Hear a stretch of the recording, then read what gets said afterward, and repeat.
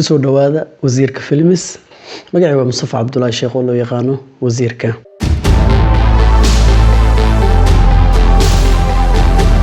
qofkan arkaysiin oo had shaashada idin saaran sawirkiisa kulay hadii 24 saac ee la soo dhaafay hadii daawaneys BBC Soomaali ama BBC Arabic ama Al Jazeera waxaas kulay waa ku aragtay ama Google internet waa ku aragtay trending noqday viral noqday Twitter ka meel walba waa yaala qofkan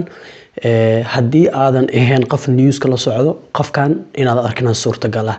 sida noqoto waxaan rabaa inaan idin sheego qofkan qofku yahay kulay sida aragtiin shaashada ka muuqata magaciisa waxa la dhahaa Li Wenliang marka la hada dhawaaqa aan qaldo because magac Shiinees ah ma fahanteen marka waxa la dhahaa ninkan waa nin doctor ah magaciisa waxa la dhahaa Li Wenliang okay wuxuu dhashay 1986 12 October dhashay wuxuu ku dhashay magaalada la dhahayo Baizin ee gobolka Liaoning marka gobolka wuxuu ku yaalaa dalka Shiina dabcan ninkan u jeedin maanta taariikhda waa 8 hadaan qaldaneen waa 8 waa sabti shalay oo taariikhda ay ahayd 7 oo shalay oo taariikhda 7 ahayd ayuu ninkan dhintay da'diisana wuxuu ku dhintay 33 jir wuxuuna ku dhintay magaalada Wuhan waa taqaaniin waa magaalada viruska hadda ka dilaacay oo viruska coronavirus la dhahayo ee gobolka Hubei ee dalka Shiina oo meesha ku dhintay waa ninkan awjidin waa doctor oo haysto Master of Medicine oo ka haysto Wuhan University kulay shaqadiisa ama waxyaalaha uu qabtana waxa kamid ah shaqadiisu tahay ophthalmologist kulay ani dhanka caafimaadka laga fiican yahay ophthalmologist waxa la dhahaa ikhsaa'i basariyaad ama doctorka indhaha kulay waxa doonta ama ikhsaa'i basariyaad qof ku takhasusay indhaha iyo waxa soo kale iyo daaweynta indhaha iyo uu ku takhasusay marka ninkan wuxuu caan noqday dhamaadkii 2019 iyo bilaawa 2020 muddo aad u gaaban wuxuuna caan ku noqday inuu faafiyo uu sheego in uu jiro virus khatar ah oo halistiis leeyahay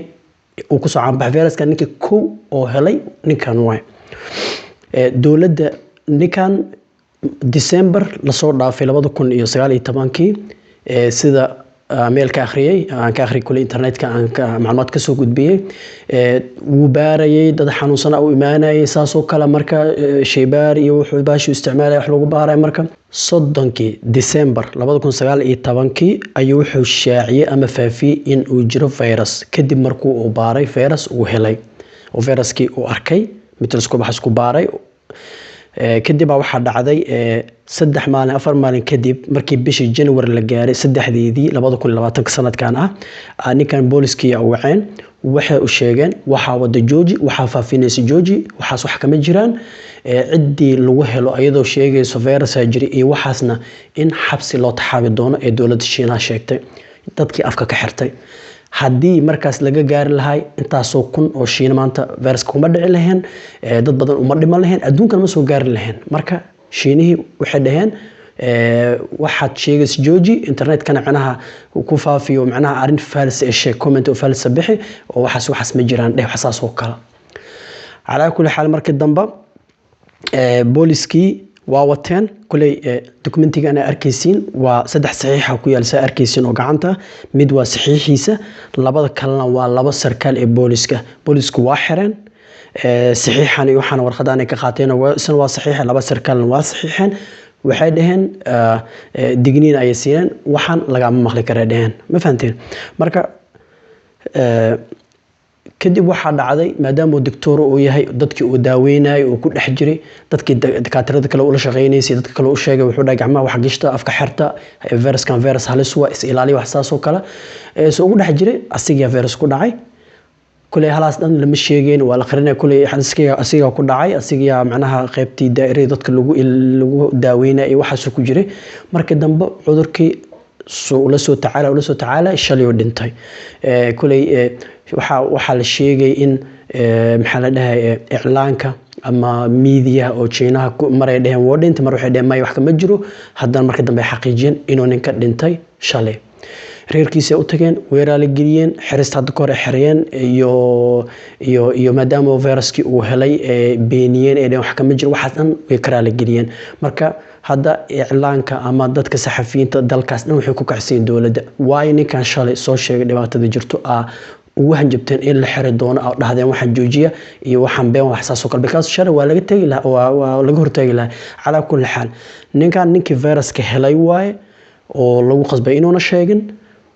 wixii dhan waxa la ogaaday markuu dhintay markaasuu magac yeeshay markaasaa dadka dhan adduunka ogaadeen markaasay China dhan ogaadeen ninka saasoo gees ku noqday yani wuxuu nin badal oo macnaha oo hero noqday oo geesiya oo taariikh dalka wax ka galay maadaama wixii uu helay oo isku dayay dad max ala kulli xaal hadii marka aad aragtaan ninkan internetka